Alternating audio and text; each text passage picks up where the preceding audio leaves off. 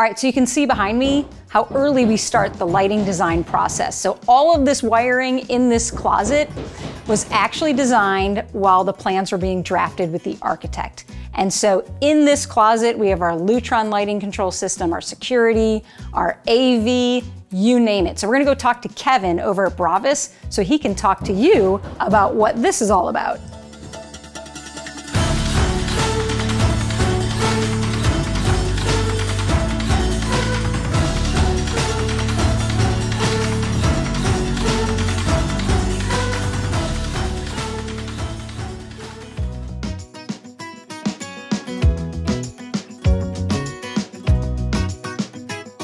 Hey everyone, this is Erin with Stetzer Builders, and thank you so much for joining us today.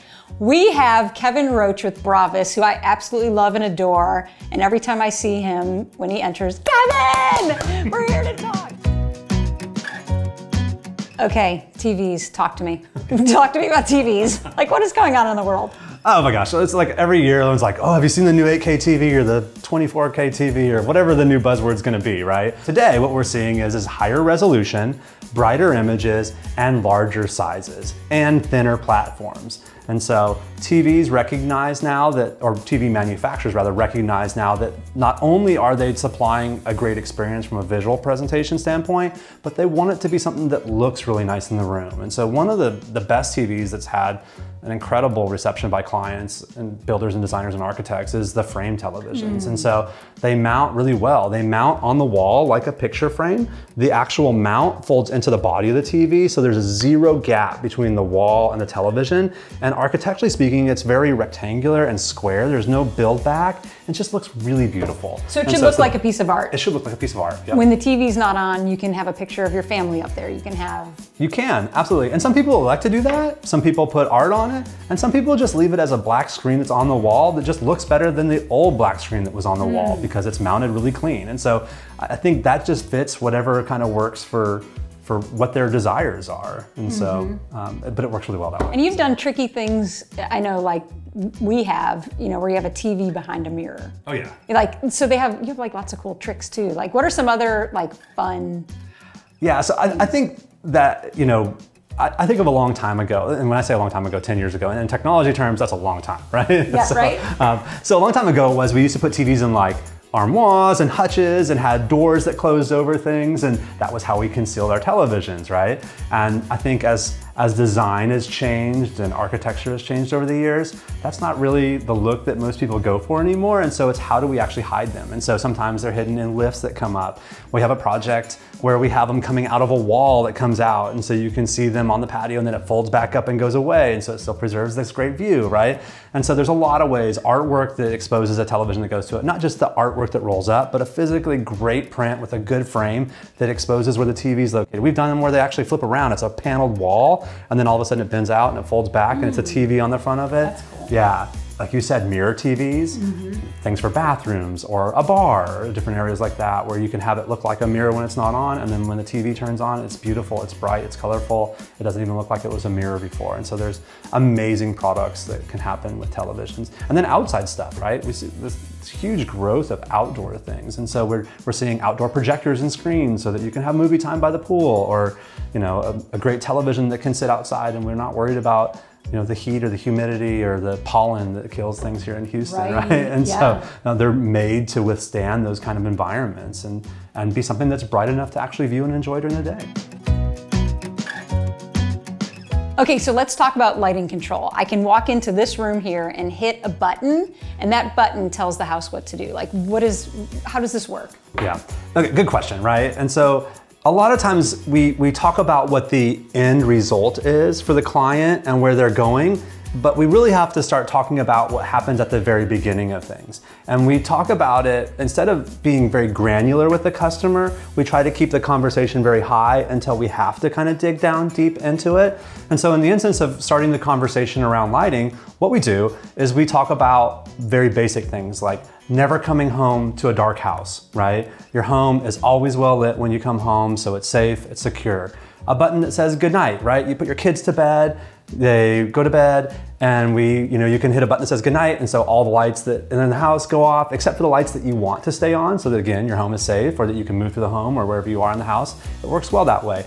And so we talk about that more so than we would talk about when you hit this button, it turns on this hallway lighting, this chandelier, these recessed step lights. We're not so worried about getting to that level at that moment because that will overwhelm them, right? There's too many things to think about. And so we will talk at a high level that way. The other thing that we really talk about is the cosmetic benefit of doing lighting control. And that it's not so much just about the functionality of it. Clearly functionality is a driving force and a factor in that, but it's also how do we take these beautiful homes, right? Great architecture, a great design, and how do we make sure that we don't have these clutter of all these switches that go everywhere? And so we can clean that up and have really a beautiful, elegant keypad that's nice. It's also very intuitive, right? Because they have engraving that are on them, and you can know that, hey, I want to hit my welcome button when I walk in, or I want to hit my away button when I'm leaving, and I don't want to run around my house turning all my lights off. And so there's intelligence, and it's very easy to follow when we do it the right way. And so it's this really fine balance of how it all goes together. But we try not to get too deep right away. We try to keep it higher level and then get people there before we start to get into the very specifics of how that works. All right, so we've talked about TVs. Let's talk about sound. How is sound controlled in the house?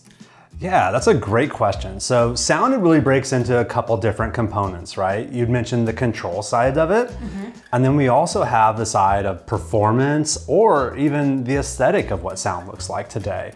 And so if we talk about control, easily, as we've transitioned into streaming services, your Spotify's, your Pandora's, your Rhapsodies, your XM radios, all these different things, everything is app driven. And it's simple, you can group rooms together. We can say, I want the kitchen and the family room and the patio all be playing, my top 40 radio station because I have all my friends over and we're listening to music. All through your phone on apps. Like the kids are watching a movie, you have friends over for dinner, there's music in the dining room. Yep. That's all controlled right here. All from your phone. From the touch of your finger. All right. Yeah, that's right. What's next? So we have this idea of how controls work, and there's a lot of ways to do that, right? So that's probably a more kind of personal selection as you start to get through that when you dive into that discovery meeting we mentioned before. But the big thing to know about sound is that what's happened is that TVs have become smaller and thinner, and due to that, their sound quality has really kind of regress because there's no space. There's nowhere to put a good quality speaker that goes inside a TV. And so now we're supplementing that by having great sound bars or speakers that go into architectural speakers in the ceiling, or even there's this renaissance of great tower speakers and audio coming back where they have, they look like art pieces almost that sit in a room and can be very beautiful. And whether that's a wood grain or a very modern look or a different style, those are available to kind of supplement the audio for things. But what we see most people doing, especially when we look at new construction, is we're talking about how do we conceal these speakers? How do we make them become a part of the room? And two of the biggest technologies that are really moving fast for us right now are we have invisible speakers. And so it's crazy to think, but an invisible speaker allows you to put it into the wall or into a ceiling, and you can paint over it, you can plaster over it, you can wallpaper over it. So if you look at the ceiling, you cannot see it. You don't even know it's there. Like sheetrock or plaster or paint. Yep, okay. That's right. And you would think that must sound horrible, right? But it doesn't. It sounds incredible. They sound really amazing. And they give a very even kind of coverage of audio in a room. So you take a space like a dining room, for example, a more formal space, and you put soft music on there. And so you don't have to worry about the person at the head of the table or the end of the table having a speaker over the top of their head and making the conversation difficult for them to hear, because it ends up filling that whole space evenly. It's like Disney World or like a great resort where no matter where you're going, you're hearing this audio that's just kind of happening around you. And so it makes that experience really fun. And the other areas, if you want even a higher performance speaker that goes into it, they make speakers now that look like light cans up in the ceiling when you're doing construction, but they pour it through a really small hole. And so you get this great performance with this really beautiful aesthetic. And again, it's something that you don't really recognize that's in the ceiling, but it's a really enjoyable and a really high performance experience that you can get out of it. And so sound has made unbelievable changes moving forward, both from the control side of it, as well as the performance side of it and how it all looks, which is really exciting. All right, so let's talk about home surveillance. How do we keep homes safe? No robbers. Yeah. Or if there is a robber, they catch them quickly. That's right. Hopefully no robbers, right? Let's stick with that, right? Let's find a way to deter it. Yeah. So security, surveillance, all that stuff kind of wraps up, right? It's really a layered approach. And it starts with having, one, a well-lit home, right? We want to make sure that the home is lit well, there aren't hiding spaces for people to hide in. And so that kind of starts as kind of our first level of security. The next part is a surveillance system. And there's this dilemma when it comes to architecture. Do we want cameras that people don't see? Or is it okay for us to actually see a camera? Because that, as much as it is to be something that can catch somebody after the fact, I'm a big proponent of it, that we limit the amount of times that we actually need to catch somebody, right?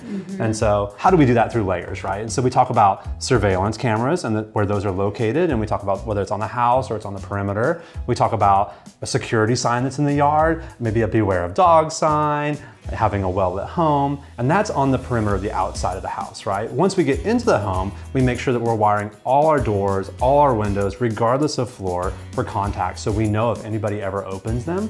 And then we talk about things like glass break sensors that are kind of our next layer. In case somebody were to break the glass, as opposed to opening a door and opening that contact, that glass break sensor will catch that. And then we talk about motion sensors that kind of go behind that. And even things like beam detectors and other advanced kind of security things that go into it. And so that's how we address kind of a security front, is through a layered approach as we move into it. And I think that helps, deter criminals, one, and then secondly, have something that's going to immediately be notified as if there is an attempt to break in. Well, Kevin, thank you so much for sharing all of your industry knowledge, and you are like a little pot of gold. You really are. So thank you so much for your time today. And it was my pleasure. I loved it. It was a great time. Yeah, I agree. And if that was helpful, please join us for more videos on YouTube over at Stetzer Builders.